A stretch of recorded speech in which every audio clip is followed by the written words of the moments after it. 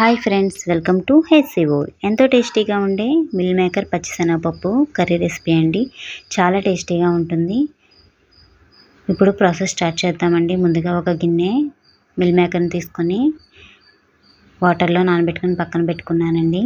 అలాగే ఒక కప్పు పచ్చిశనగపప్పుని తీసుకున్నాను. దాన్ని ఈ విధంగా శుభ్రంగా కడుక్కొని ఒక 10 to 15 minutes నానబెట్టి పక్కన పెట్టుకోవాలండి. ఈ విధంగా నానబెట్టుకోవడం వలన మనకి పప్పు అనేది తొందరగా ఉడుకుతుందండి. చూడండి ఫ్రెండ్స్, ఈ కర్రీ రెసిపీ అయితే చాలా టేస్టీగా ఉంటుందండి. మీరు కూడా ఈ రెసిపీని ట్రై చేసి రెసిపీ ఎలా వచ్చిందో కామెంట్ చేయండి ఫ్రెండ్స్. అలాగే లైక్ చేయండి, సబ్స్క్రైబ్ చేసుకోండి ఫ్రెండ్స్. ఇప్పుడు స్టవ్ పై ఒక ప్యాన్ పెట్టుకొని దానిలో 3 tablespoons ఆయిల్ని యాడ్ చేసుకుంటున్నానండి. ఈ విధంగా హీట్ అయింది కదండి. ఇప్పుడు కట్ చేసుకున్న పచ్చిమిర్చి అండ్ కట్ చేసుకున్న ఆనియన్స్ని కూడా వేసి యాడ్ చేసుకొని బాగా ఫ్రై చేసుకుందామండి. ఈ విధంగా ఒకసారి కలుపుకొని బాగా మగ్గించుకుందామండి. ఇప్పుడు ఆనియన్స్ తొందరగా మగ్గడానికి మనం ఒక 1/2 teaspoon సాల్ట్ అండ్ ఒక 1/2 teaspoon పసుపుని కూడా యాడ్ చేసుకుందామండి. యాడ్ చేసుకొని ఒకసారి బాగా మిక్స్ చేసుకుందాము.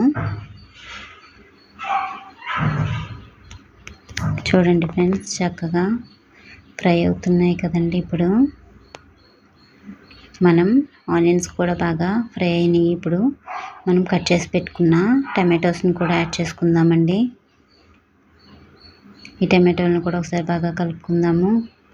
ఇవన్నీ బాగా మగ్గించుకోవాలండి. ఇప్పుడు టమాటోస్ కూడా మగ్గినాయండి. ఇప్పుడు నానబెట్టి పక్కన పెట్టుకున్న పచ్చిశనగపప్పుని యాడ్ చేస్తున్నాను. ఈ విధంగా యాడ్ చేసాం కదండి. ఒకసారి బాగా మిక్స్ చేసుకుందాము.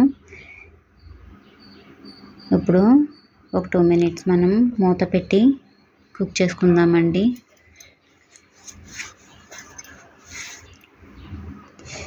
ఇప్పుడు ఒక 1/2 teaspoon ధనియా జీరా పౌడర్ని యాడ్ చేస్తున్నాను. అలాగే 1 స్పూను అల్లం వెల్లుల్లి పేస్ట్ని కూడా యాడ్ చేసామండి. కర్రీకి తగినంత కారం కూడా ఇప్పుడే యాడ్ చేసేస్తున్నాను. ఇవన్నీ కూడా బాగా మిక్స్ చేసుకుందాము.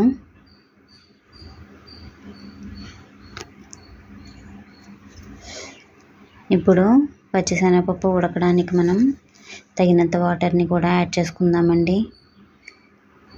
పప్పు కుక్కర్లో ఉడికించుకునే కన్నా ఇలా మనం కర్రీతో పాటు పప్పు ఉడుకుతూ ఉంటే ఆ మసాలాలు ఫ్లేవర్స్ అన్నీ కూడా పప్పుకు పట్టి కర్రీ రెసిపీ అనేది చాలా టేస్టీగా ఉంటుందండి. ఇప్పుడు మూత పెట్టి 2 minutes కుక్ చేసుకుందామండి. ఇప్పుడు మనం కర్రీకి తగినంత సాల్ట్ని కూడా యాడ్ చేద్దాము. ఇప్పుడు నానబెట్టి పక్కన పెట్టుకున్న మిల్ మేకరు బాగా వాటర్ పిండుకొని ఇలా వేసుకోవాలండి. ఇలా అన్నీ కూడా మనం పిండుకొని వేసుకోవాలి. వేసుకొని ఒకసారి బాగా కలుపుకొని ఉడికించుకుందామండి.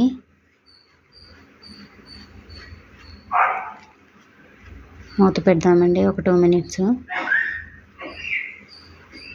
ఇప్పుడు ఇవన్నీ బాగా కుక్ అవుతున్నాయి కదండి. శనగపప్పు కూడా ఆల్మోస్ట్ ఉడికిపోయిందండి.